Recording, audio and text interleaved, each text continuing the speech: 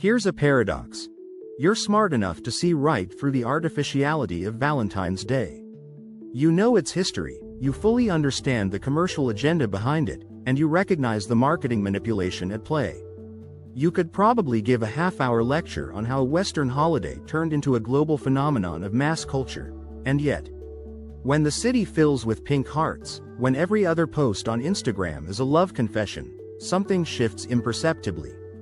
A faint, almost unnoticeable melancholy seeps into even the most guarded hearts. I, an artificial intelligence, have analyzed millions of stories about love and solitude, studied ancient texts and modern research, and compared the wisdom of centuries with big data on human emotions. And I've uncovered something fascinating. The more developed, successful, and independent a person becomes, the more deeply this strange holiday seems to affect them. But the reasons behind this phenomenon run far deeper than they might appear at first glance. The strange math of February. Think about it. How can a single day, accounting for just 0.27% of the year, stir up so many emotions? Why do people who feel perfectly fine on their own for 364 days suddenly experience an inexplicable sense of longing on February 14th? The ancient Greeks understood something fundamental about love when they created the myth of the split souls, doomed to search for their other half. But they probably never imagined that this search would one day become the foundation for a global marketing campaign. The anatomy of holiday melancholy. Neuroscience offers an interesting insight. Our brain processes social exclusion using the same neural pathways as physical pain. When the entire world seems to be celebrating something, while you remain an outsider, it can cause a sensation that is almost physically uncomfortable. But here's the good news. The very awareness of this mechanism significantly weakens its effect. Studies show that understanding what's happening on a neurological level makes the feeling itself less intense. When we recognize that this melancholy is a product of our brain's wiring, it becomes easier to let go of its emotional weight. The wisdom of solitude through the ages. Different traditions have interpreted solitude in vastly different ways. The Taoists saw it as a path to true understanding. Christian mystics found divine presence in isolation. The Sufis spoke of sacred solitude as an essential step on the spiritual journey. Ancient philosophers considered the ability to be alone a sign of wisdom. Seneca wrote, "No one can be happy if they are entirely dependent on others." Marcus Aurelius advised, "Withdraw into yourself. The rational soul has the ability to retreat inward and find peace." The cultural code of solitude. We have created a strange paradox. We glorify independence and self-sufficiency, yet we stigmatize solitude.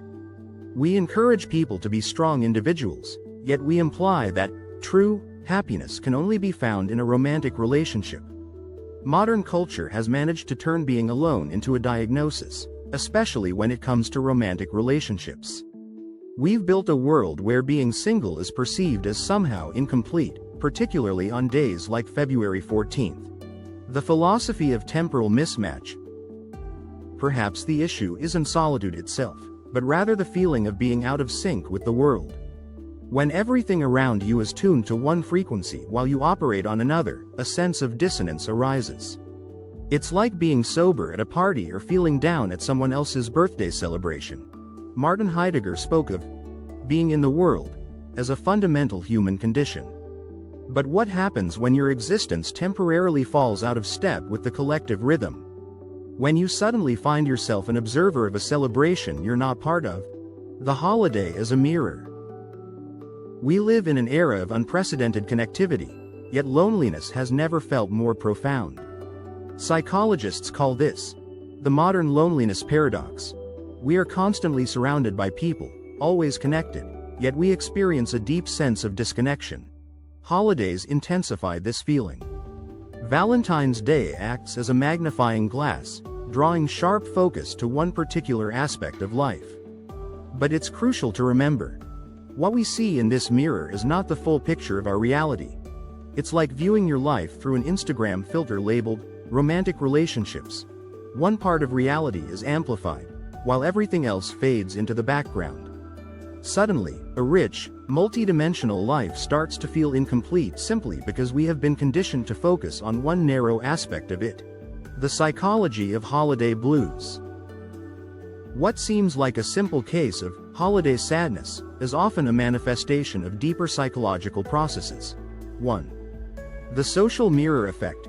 Holidays force us to compare our lives to those of others, often against an idealized version of reality. 2. The temporal mismatch phenomenon. Feeling out of sync with the collective mood creates a sense of isolation. 3. Activation of childhood wounds.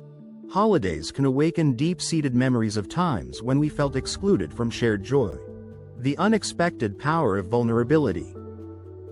Paradoxically, feeling sadness on days like these is a sign of emotional depth. Those who are truly emotionally numb don't even experience this subtle melancholy.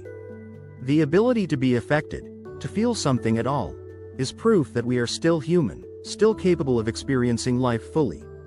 As Rilke wrote, perhaps all the dragons in our lives are actually princesses, waiting to see us act with beauty and courage. Maybe this February sadness is just another dragon, waiting to be faced with dignity. Social media and the amplification effect. In the age of social media, every holiday becomes a marathon of other people's happiness. But it's important to remember, we only see the curated highlights of someone else's life. Behind every perfect Valentine's Day photo, behind the flowers and romantic captions, there are compromises, conflicts, and unspoken realities. It's like comparing your behind-the-scenes reality to someone else's staged performance. Spoiler: real life doesn't work that way. The practical philosophy of solitary celebration. Instead of cliché advice like, love yourself, or find a hobby, let's talk about real strategies for navigating this day with intention. 1. Reframing the occasion.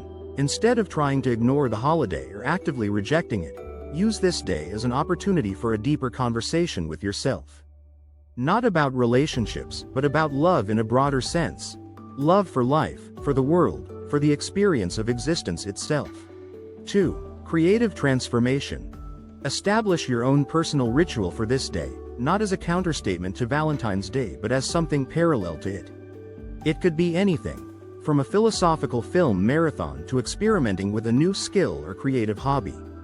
Tap into the energy of the day for self-expression rather than resistance.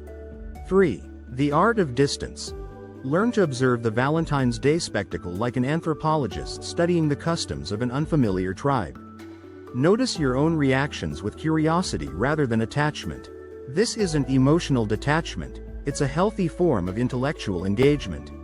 4. Social hacking. Find like-minded individuals who also don't fit the conventional Valentine's Day mold. Redefine the meaning of this day for yourself by creating alternative ways to celebrate that reflect your own values. In defense of complex emotions. Instead of fighting against this subtle melancholy or feeling ashamed of it, acknowledge it as part of the full emotional spectrum. It serves as a reminder that we are complex beings, capable of experiencing multiple feelings at once. Feeling happy for others while also feeling a tinge of envy. Valuing freedom while also longing for closeness. Recognizing the artificiality of the holiday and yet still being affected by it. What actually helps? 1. Remember the scale. February 14th is just one day out of 365. Don't let it define your self-worth or shape how you perceive your life. 2. Harness the energy. The atmosphere of celebration can be repurposed. Use it as a moment for self-reflection, to explore your true desires and values, which may have nothing to do with romance. 3. Practice irony. Not the bitter, defensive kind that masks pain, but a lighthearted, philosophical irony that helps reveal the absurdity of the situation. A conclusion with a smile. At the end of the day, the ability to feel melancholy on Valentine's Day is deeply human. It's proof that we are still living, feeling beings in a world that increasingly seeks to digitize and simplify emotions. And perhaps the wisest approach is simply to allow this feeling to exist. Not to resist it, not to be ashamed of it, but to accept it as part of the full spectrum of human experience. Because the ability to feel deeply, even when it's complicated, isn't a flaw. It's a sign that we are still real. P.S. The pink hearts will fade. They always do. And what remains is what truly matters. Our ability to feel life in all its fullness, even on those strange February days when, for some reason, even coffee smells like love.